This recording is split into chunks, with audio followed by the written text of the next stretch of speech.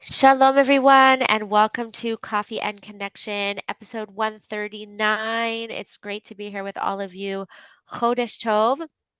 And I actually apologize because, on the one hand, the topic of today is from overwhelmed to overjoyed. And my energy is not so overjoyed right now just because I caught a little bit of this virus that's going around. And I'm right, I only got like a little bit of it and I'm at the end of it. But my energy today is just really low. That's all I can say. I feel very and I've had a bunch of cups of coffee, but I keep waking up really early in the morning, just itchy every just not comfortable. So I think I'm not getting really enough sleep and also just trying to rest, but had to take care of some things today. But I am overjoyed to be here with all of you. And I do want to talk about because I will say that so much of what I want to talk about today is very connected to how to handle when we have these days where we don't have so much energy or we have so much we need to do. There's so much that needs to get done. I know, just already today, I'm thinking, wow, it's less than 2 weeks until the Purim festivities are starting, right? Because, it's we think oh, we have 2 weeks. No, we don't have 2 weeks because the kids go to school in their costumes even before Purim itself, and you have to think ahead, and you got to think about they bring shalach manas, but even to school, I know always before Purim itself. So we really do have to start thinking about these things. Plus, thank God, other things that we have to start planning with All Your Heart season 8 is coming up. Got to start planning that as well. There is a lot to do on top of the already so much to do. And then it goes into Pesach, right? So much to do for that. So we have a lot on our heads. And what often happens in those moments when we have a lot going on, and then we are on top of that, or even because of that, that brings up a lot of stress in our relationships, right? Where we feel that either we have the stress itself. So when people are, you know, when we're not getting the response that we want to get from our kids, or when our husbands and us are we're not agreeing on things, it becomes very easy for it to turn into very stressful moments. And I remember many years where just Pesach, I remember, was so stressful. I could not like I was so stressed and I was not being a very nice person to everyone around me. And just a few weeks ago, one of my kids said, "Oh, Pesach is my favorite holiday." And I was like, I'm gonna take some of the Baruch Hashem that I'm able to have now create a an experience where my kids can enjoy Pesach. That was not possible, 5, 10 years ago. Not possible. And so everything I'm going to share with you, because on top of that, it's with everything going on. Okay, so I was saying we could be so stressed that our bandwidth is low. We feel like we just take it out on people. And then there's dealing with, the issues itself, because the way you do something may be different than the way your husband wants to do it. You are going about things in a different way, or you for expect things to be done a different way, and you can end up getting on each other's nerves. You can end up creating a lot of pressure just in that way. And in these moments, sometimes in these moments when we are so overwhelmed and there's so much on our plates, it's very easy to think I don't have time to learn skills, or I don't have time to reach out for support. I don't have time to think, how do I want to handle this? And, what skills can I use in this moment? Or what do I need to work through? We think, who has time for that? But the truth is that this is when we need it the most. This is when we need the support the most. This is when we need the skills the most. This is when we can reach for tools the most, and it can make the biggest difference for us. And I always refer back to two things when I try to explain this to women when they're like, wait, what about Pesach time? If they're in a program, are we gonna not have calls on Pesach? Do you before Pesach? I'm like, no, that's when we need more support, right? So, like, I'm not saying we have to have a call Erev Pesach, but at the same time, you want to have a way to get supported during that time. And I always think about how during when COVID started, and remember, everyone was home, everything was stressful, everything was scary, we didn't know what was going on, the kids had like no structure. It was really challenging. And at that time, what I did with my clients was we had more calls. We started using Zoom. We had never used, like, we hadn't been using Zoom. All the calls were on the phone. We added face to face interaction. And I added more calls because knew that I needed to be there for them even more. And Erev Pesach, even though, yes, there's a lot going on, I always know that that's such an important time to reach out, especially with my clients who I'm connected to on WhatsApp, to connect to them and invite them to use these tools. So I want to share with you a few of the tools that can really make a difference in these stressful times. And I also just wanted to give a little bit of like a voice to the concern that comes up for women. Right now, just for the rest of the day, there's the option to jump in and join module 1 of the Absolutely Feminine program, be a part of the first month. Like, this is not something that I've ever offered, and I don't know if I'll ever offer it again. I've always said, and my clients have always said, that just the first module alone is game changing. It's life changing. Women walk into module 1 scared and concerned. Did I make a good decision? They feel very vulnerable. They feel all the angst of their relationship, all the frustration. And just from the first, it used to be the first call, it walk out of that saying, I feel so much calmer. I mean, if you go to the link for the offer, you'll see testimonials. Those are literally taken from women's responses to the first module. Things that they said after just listening to the very first session of the program. And it's very powerful. And some women may be thinking, well, oh my goodness, how could I do this now when there's so much going on, when there's so much else I have to do? And I just wanted to put in the space, if you're feeling overwhelmed, if there's a part of you that feels like this isn't the right time, this may be exactly the right time. Exactly the right time. And I just want to say like this also, when is the right time? Right?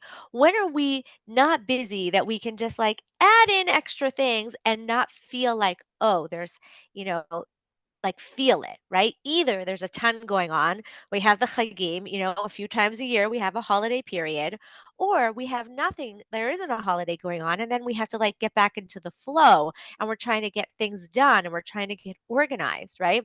So, it's never the perfect time, it's never the right time, and at the same time, it's always the right time, because the more stressed we are, the more tools we need, the more accountability we need, the more we need a way to look at things a different way, which is one of my superpowers, thank God, to like be able to turn things around and look at it in a different way. And that's what I do on the coaching calls, which I'll have access to 4 of them. So, and you could still join 3 of them live. So there's a lot of potential here to take the next 6 weeks, or 2 months, I should say, because, then we have whatever, next 6 months, the next year, like, when you have even just the tools of module 1, it will make a difference for you. And because I'll tell you that honestly, module 1 is the module that we go to every Erev Pesach when I go to with my clients. I'm like, okay. And I bring up like a piece of the exercise from module 1. And it helps women to go into the day. It helps me go in the day. It helps my clients every year go into the day, go into the Chag feeling like a queen rather than feeling like a shmata. You know that Purim to Pesach meme of like Cinderella at the ball is like Purim, and then Cinderella cleaning the stove is like Pesach. We want to go into Pesach feeling like Cinderella at the ball, feeling like a queen.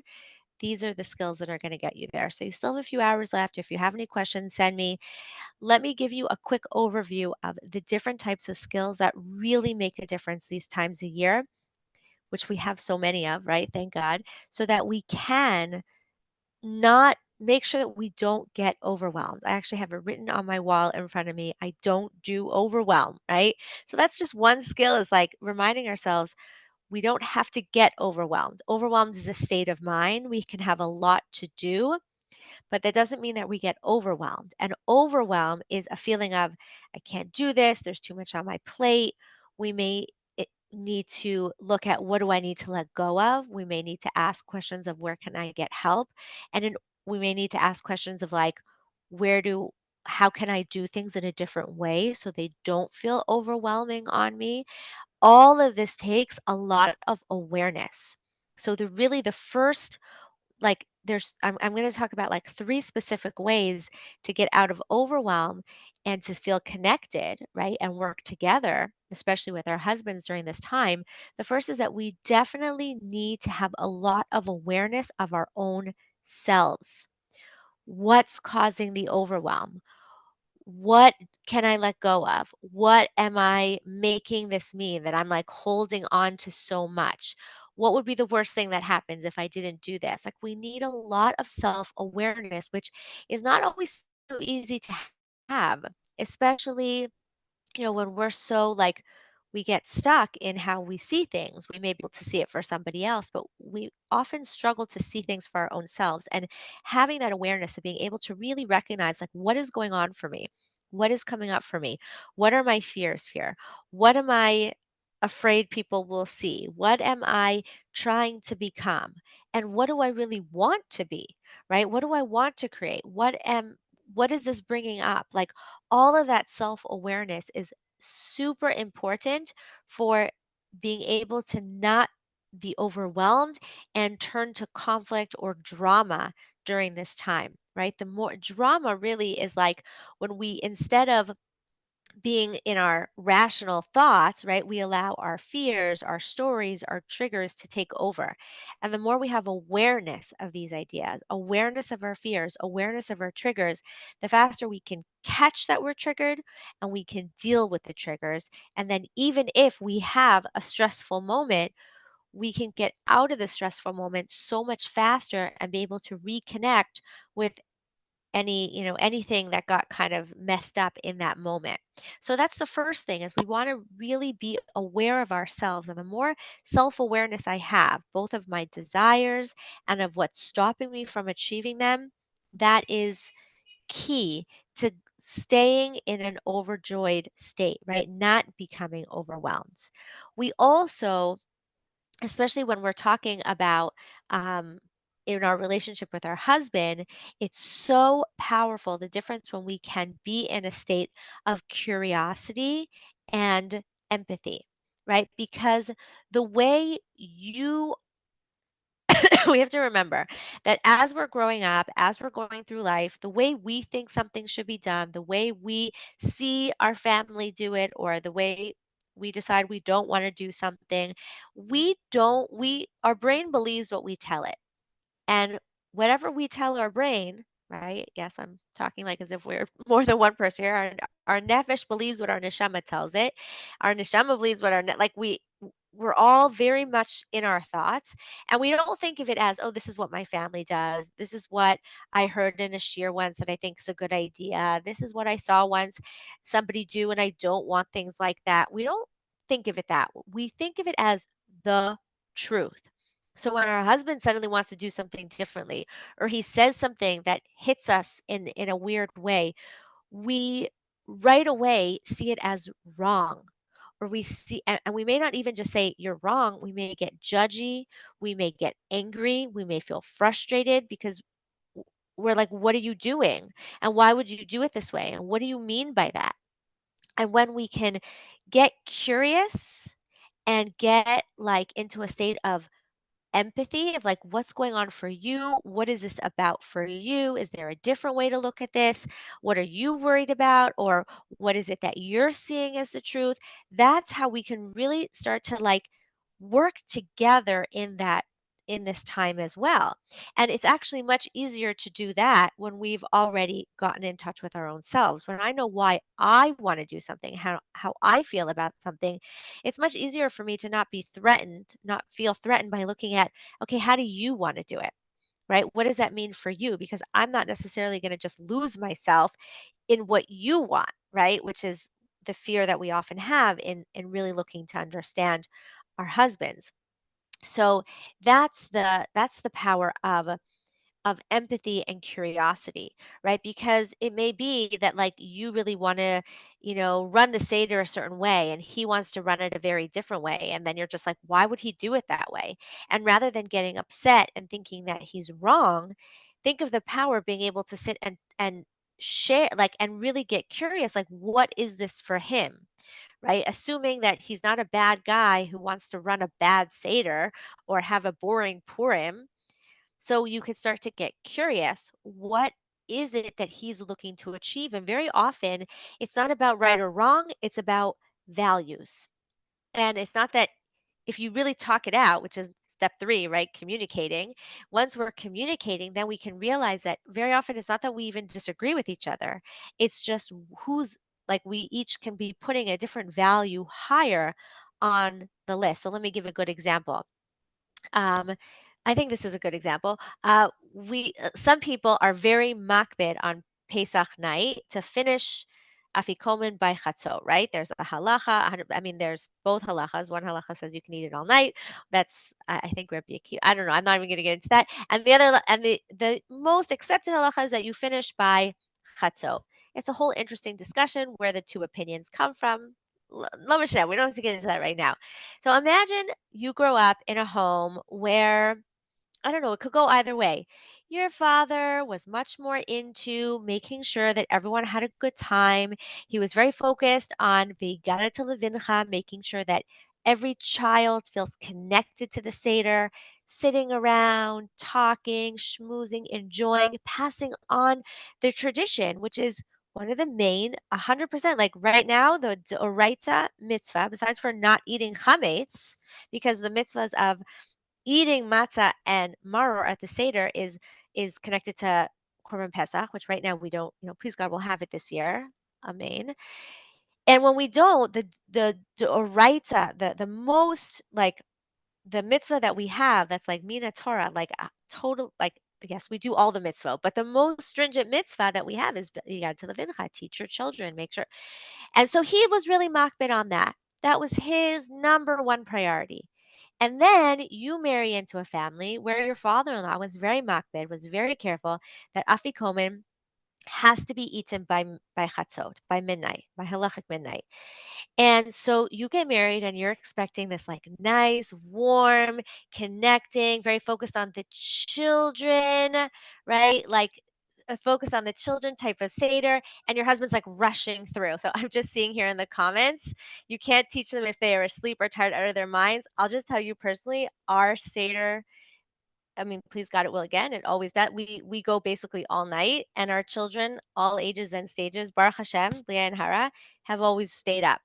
Like, and they love like it's been a positive thing. So, whether it's coffee or candy and sleeping the day of, so everything is possible, right? Yes, people say no, you have to go fast because the kids have to be there. Other people say no, you have to go slow because the kids have to enjoy.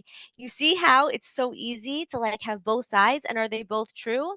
100%. Hadassah, you're 100% right. For some kids, they're asleep by 9. So finish the Seder by 9, right? I don't know if we start by 9, but like for other kids, it's they want to, the more you schmooze, the more you talk about it, the more they're going to enjoy it. So there really is such a you see how you can have two truths, right? And is one more important than the other? Well, different people will tell you different things. But or notice the other way. If you're like, we have to finish by chasot, and your husband's like, yeah, no problem. This is more important, and you're like, he doesn't care about halacha, or he's like, why are you being so upset that we're not getting to there by chasot, and you're feeling like something's wrong with him. And when you talk about it, what you would realize is that it's not about right or wrong. It's about two different mitzvot, two different values, and what are you putting the emphasis on? And this is true about everything. Almost any issue that you have, and it could be a fear or a challenge or something that gets in the way, but still there's a value that is that the two of you are juggling, are figuring out how to juggle together. So communication is always going to make such a difference. I want to finish off with a story. This is one of my favorite stories. You may have heard me share it before, but it's one of my absolute favorite stories in terms of the difference that I saw these tools make for a woman who was in the Absolutely Feminine program. She got in touch with me very we were on a coaching call. It was a few days before Pesach, and she said, "Hannah, every year I scrub my house from top to bottom. I am so careful. I make sure that everything is clean." And my husband, who's not usually such a big part of it, he comes in Erev Pesach. We're doing B'dikas Chametz, and he goes around with the kids, and every time he finds a crumb or anything, he points it out to me. And my whole stomach falls. I feel like, how do you not appreciate me? How do you not get like how hard I worked? I feel so hurt and so attacked in those moments. And so I said to her, I totally understand how you feel when we work so hard to clean our house and then it's like, oh, you missed a spot. It's disheartening. It's painful. It feels like you don't feel seen. You don't feel understood. And so I'm going to invite you to try to think about it in a different way. I'm going to invite you to think about it like this. Every time when your husband comes in to do batikat chametz, to see him as your partner, right? You've just been working all these weeks to make sure that the house is clean for Pesach. He's coming now to help you, not to judge you. See, that was the way it was being seen was like he's judging. It's like a test. Did I get all the chametz, right? That's often how we think of it. It's a test. And so rather than thinking about it as a test, I invite you to think of it as he's helping you do that final look over to make sure all the chametz is totally removed, destroyed. It's gone rid of. And he's a different eye with a different perspective coming in to say, let's make sure, right? You've been working all this time. Thank you. I'm going to help you do this final stage. We're going to go through and make sure it's all gone. We're going to purge all of the demons, right? We're going to get everything out, right? And when he shows you a piece of chametz, I invite you to say to your husband, thank you. Thank you for helping me find that so we can get rid of it together. She's like, okay, I'm going to try that.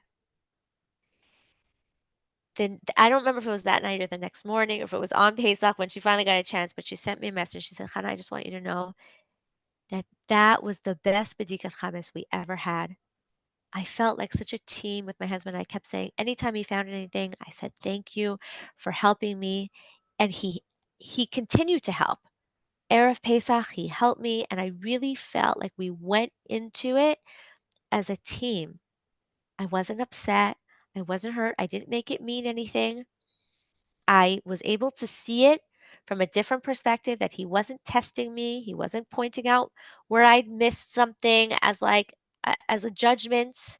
And I was able to communicate in a way of teamwork, of partnership, and it made all the difference. It made all the difference. That's the power of these tools. That's the power of really being able to be aware of our feelings, be able to get curious about our husbands and what's going on for them, being able to communicate in a different way so we can partner together with them. These really, step by step, are the tools that I do teach in my program. It's the power of having accountability, a different perspective, training, skills, and it all starts with what you learn in module 1. It all starts there. And by having the coaching that we do on the coaching calls. So I'm going to go through the questions. I just wanted to just remind everyone there's a few hours left for this offer. I would be so happy to have you there because I know the difference that this will make, not just in the next month, not just in the next 2 months, but in the next year.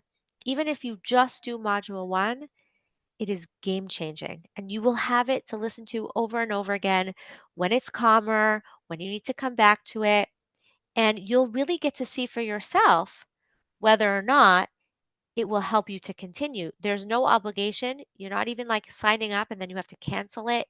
You're just signing up for 1 month. 1 month. And when women ask me questions, what I see over and over again is the question is really, will this work for me in my situation with my challenges with my who I am, who my husband is. This gives you an opportunity to see it for yourself from the inside. From the inside, you get to see. If you see it makes a difference and you're like, okay, this is what I was able to do. I could only afford 1 month. I see it made a difference. Thank you. I'm going to keep applying that month. So happy for you to be there. If you're going to say, I see it now works, I want to continue, great. We'll just apply that and you'll keep going. And if it isn't going to work for you, you'll have that awareness. You'll see, and I'm sure there's still something that you're going to take forward with you from the experience. So if you have any other questions, don't hesitate to send them to me. I'm happy to answer it for you, and we'll see. I'm happy to honestly let you know if I think that it will make a difference for you. Okay. Okay. So let me just go through the questions and the comments quickly. I missed last week. Um, okay. Um, I'm not sure what didn't work. There was one day where I remember I was telling you I was having technical issues with my email, and so we switched the site from one server to another. So there was one day where the absolutefeminine.com wasn't working. By the way, it's also linked to hannahdeutsch.com. So when it was down for like a day, I was like, nobody knows. Like everyone uses absolutefeminine.com. So then it was very quickly reconnected, but it may be that it was that it was that day. I think it was Thursday even. So if it was Thursday, I hope you'll let me know if you're able to see it now. Also, don't forget we are now this podcast is now um, on Spotify. So you can also listen on Spotify as well. Okay. We all definitely need support in times of stress, 100%. It is so powerful to have that support when you're stressed, even more than in the times that you're not stressed, right? So just knowing you have the ability to ask questions during the next 4 weeks is super powerful. I mean, it's worth a lot more than what you're going to be paying for it. So I just know the power of the support during this time really is worth. You reminded me of when I broke my wrist right before Pesach, and that year I couldn't cook many of my usual Pesach dishes, and no one seemed to miss them. And then I realized I don't have to make them anymore when I am stressed to get so much done, and I actually cook less dishes for Pesach since then, and Yom Tov is just as nice. Isn't that amazing when we realize that? I'll just share quickly. I learned a few years ago that, like, by the time you get to the Suda, right, Shulchan Aruch on Pesach, everyone is so full. Like, they've just crammed so much matzah and maror into them. Like, they're so full. And so I just make a stew. And that's it. And everyone eats a bowl or two of stew, and they're like so full. I barely even serve dessert. Like, so we really don't need to make so much food. And then you realize, like, wow, everyone's just as happy. Not, and they still have date Coleman, so they can't even be so full. So it's really powerful when we realize, you know what, I can do less, and I'll actually be happier. And then everyone will actually be happier. And I'm happier than that there isn't like, 10 dishes on the table. Okay, so we talked about the different Seder, and if your children are crying past 8 o'clock, then yes, you want to figure out a way to teach them, maybe then get them to sleep, and then you and your husband can enjoy the rest of the Seder. Every family has to figure out. Remember, every stage, every um, season and stage of our lives is going to look a little bit different. So when my kids were, only had the little ones, yes, there were times where I would take them for a walk in the middle of the Seder if we had guests, or they'd fall asleep on the couch. Like, and you make sure to remember, like, wait, did I get the message across to you that I needed to get to you before you pass out? Do you understand? Like the power, that we are Hashem's special people, like before they fell asleep. So yes, like we have to definitely, we want to base on the reality that is in front of us. How old are our children? How much are they able to stay up? How much are we able to give over? Making sure we can give it in the way that is fit for them. There's no right way to do it, right? It's not the right way for everyone to have a Seder that goes all night. It's not the right way for everyone to be done by 9 o'clock, by midnight. we all have to find the right way. And that's the power of communication and empathy with ourselves, empathy of our husbands, being real about like, why do we each want to do things the way that we do, knowing that it's coming from somewhere?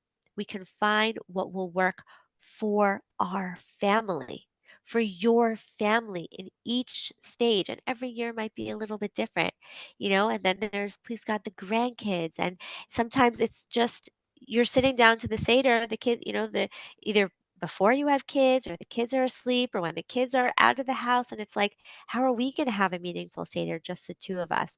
I remember that first Seder. I was actually in the hospital because no, it was our second Pesach together. Our first Pesach, we had just gotten married, and our second Pesach, we actually ended up in the hospital because I was 9 months pregnant and I didn't feel the baby moving on Erev Pesach. Always remember to eat Erev Pesach. I wasn't eating enough and the night before, and they told us to go to the hospital. We ended up in the hospital over Pesach, and we sat. I remember sitting in the hospital room together, saying, please God, this should be our only Pesach, just the two of us, and let's make it as meaningful as possible. And every Pesach, we try to make as meaningful as we can in what work for our family in this stage and this season. And there's no one right way to do it, right? Okay. Hannah wants us to keep shifting our perspective and looking into what's going on into our partner's perspective. I get it. It's not just looking into their perspective, it's also about looking into our perspective, right? So this is really important because I want to make sure that it's clear that I'm not just saying, no, just look and understand from his perspective. You also want to make sure that you're looking from your perspective, that you're understanding what matters to you because you also matter. You both matter. So understanding yourself and looking to understand him is the key to real connection. I hope that's clear. Whoever wrote this message doesn't look like they're here anymore, but I hope that you're listening to the replay so that you can hear what it is I'm trying to say. Um, Beautiful example of teamwork. Yes, so grateful to have you here. I'm not sure what the ha is, so whoever wrote that can let me know what you're trying to say. I grew up with my father making chatzot both nights. I love that my husband does the same, so I'm not a night person. So by 1 to 1:30, I need to sleep. Yeah, and like again, everyone needs to do what works for them and their family, and that's exactly it. There's no one right or wrong answer. And everyone, the more we can understand what's important to me and what's important to my husband, and the more we can communicate and work through it together to figure out what's going to fit for our family. So thank you all for your lovely comments and your questions. Thank you for connecting here. And if anyone has any questions about the program, just be in touch with me so that I can answer them for you. I can't wait to see you next week. Everyone should have a Chodesh Tov. We should be able to really feel joyous, feel joy in the busyness of everything that we get to do for the next 2 months. Until next time, may we all be blessed to live, love, and be loved with all our hearts.